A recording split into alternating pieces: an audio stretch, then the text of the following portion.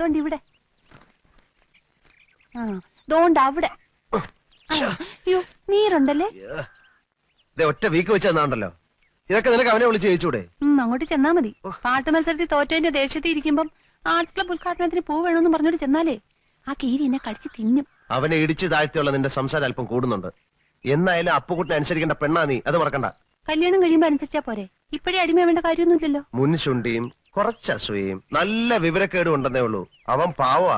ഓരോ കാര്യത്തിലും നീ എന്നെ വിളിക്കുന്നതിൽ അവന് ദേഷ്യം. അശോകേട്ടന് വയ്യെങ്കിൽ ഇത് പറഞ്ഞാ മതി. എന്റെ സ്വഭാവം മാറ്റാനൊന്നും നോക്കണ്ട. ഞാൻ പറിച്ചോ. ഒരു ഉപദേശി.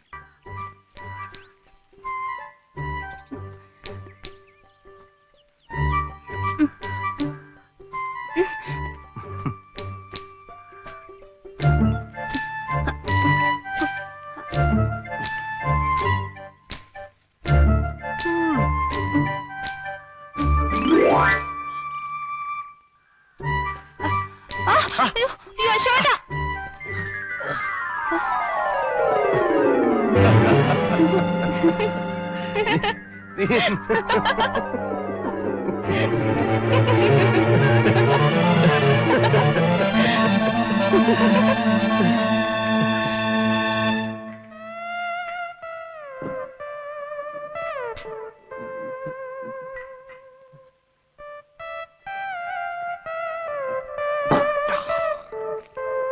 അപ്പുകുട്ടാ, ഇതങ്ങനെ വിട്ടുകൊടുക്കാവുന്ന കാര്യമല്ല. അപ്പുകുട്ടൻ കെട്ടാൻ പോകുന്ന പെണ്ണാണെന്ന് അറിഞ്ഞുകൊണ്ടല്ലേ അവന് വൃത്തികേട് കാണിച്ചത്. എല്ലാ മത്സരങ്ങളും ദയനീയമായി പരാജയപ്പെടുത്തി ക്ഷമിക്കാം. ജീവിതത്തിലും തോൽപ്പിക്കാൻ തുടങ്ങിയാൽ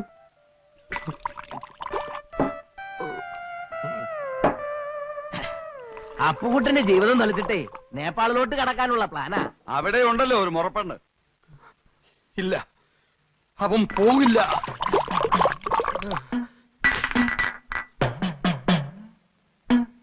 ഫ്ലൈറ്റിൽ കയറാനുള്ള ശേഷി ഉണ്ടെങ്കിലേ അവൻ പോകൂ. അവൻ പോവില്ല.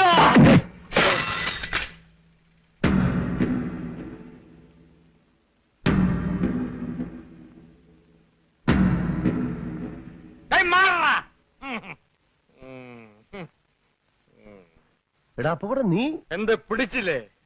നീ എന്നെ ഒതുക്കിയിട്ട് നാട് വിടാൻ തീരുമാനിച്ചു അല്ലേ? പോകുന്നതിന് മുമ്പ് നിനക്ക് എന്റെ വകയായിട്ടൊരു ചെറിയ പാരിതോഷികം തരാം. എന്റെ സൈക്കിൾ പോടാ. ശില്പ അടിച്ചവന്റെ 2 കാലുകൾ ഓടിക്കടാ. പിന്നെ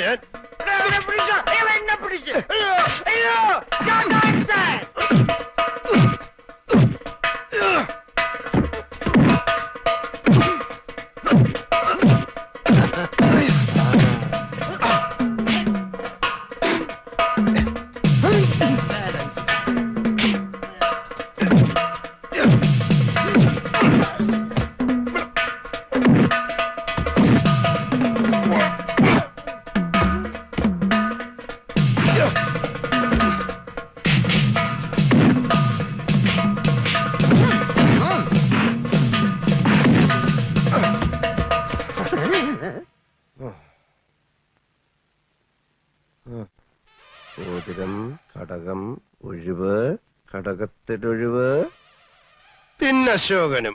അതവന്റെ വെറും നമ്പറാ. കാശ് വാങ്ങിച്ചിട്ടുള്ള പണി.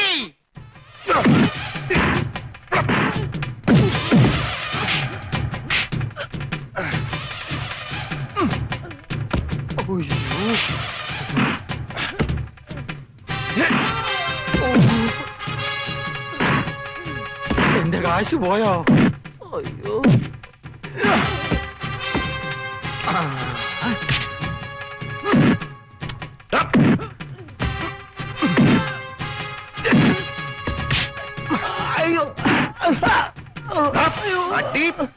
അയ്യോ.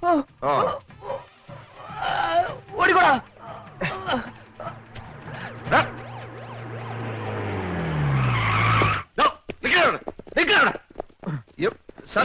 ഞാനല്ല, അവരെ തന്നെ അടിച്ചത്. അവിടെ ചെന്ന് തീരുമാനിക്കാം. അല്ല, അവിടെ ചെന്നിട്ട് തീരുമാനിക്കാം. അല്ല, അത് അവിടെ ചെന്നിട്ട് തീരുമാനിക്കാന്നല്ലേ പറഞ്ഞോളൂ.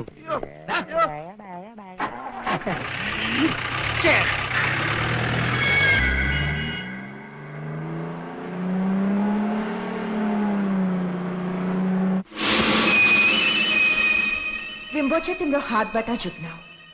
Ale chimpo kuraho. रिम्बोचे लाई जेती सकियो छिटो खोजिन पर्यो के तिमी अझै हुन चाहँदैनौ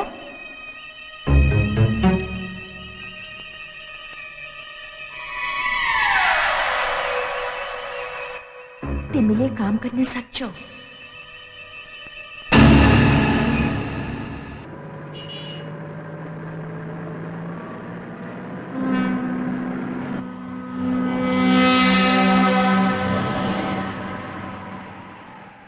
നീ തോക്കാനായിട്ട് ജനിച്ചവനാ. വേണ്ട കൂടുതൽ വർത്താനം പറയണ്ട. താന് മുട്ടയ്ക്ക് വിചാരി വെച്ചവനാ. അപ്പുകുട്ടാ അപ്പുകുട്ടന്റെ അപ്പുകുട്ടാ ആരാ അത്? അയ്യോ അവിടെ അപ്പുകുട്ടാ, നീ എങ്ങോട്ടാ? ഞാൻ ഇപ്പൊ വരാം, ഒരു അർജന്റ് കാര്യമുണ്ട്. എടാ അപ്പുകുട്ടാ ദാ, ദാ.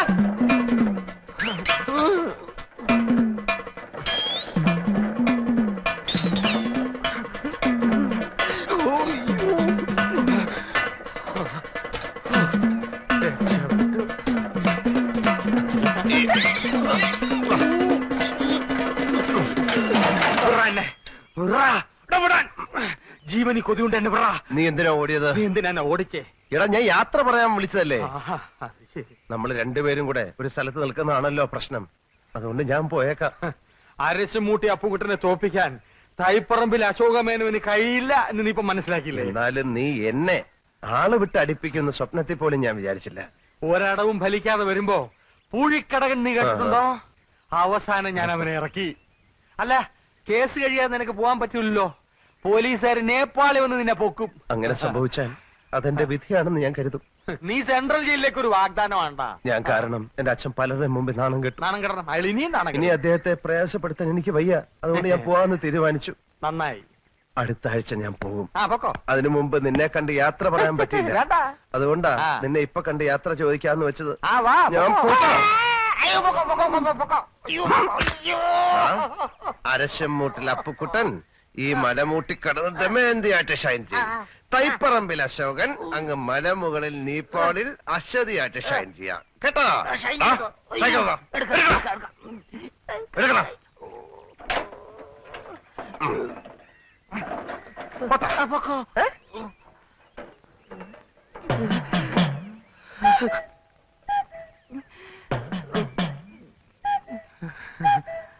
ഞാൻ നേപ്പാളിൽ നിന്ന് വരുമ്പോ നിനക്ക് എന്താ കൊണ്ടുവരേണ്ടത്?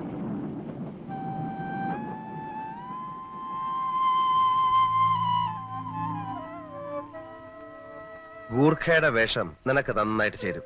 അത് മതിയോ? പിന്നെ ശ്രീബുദ്ധന്റെ പ്രതിമ, കമ്പിളി, തൊപ്പി എല്ലാം അവിടെ വില കുറച്ച് കിട്ടുന്നാ പറയുന്നത്. എനിക്കൊന്നും വേണ്ട. അശോകേട്ടൻ പെട്ടെന്ന് ഇങ്ങ് വന്നാ മതി. നീ ഇത് വെച്ചോ.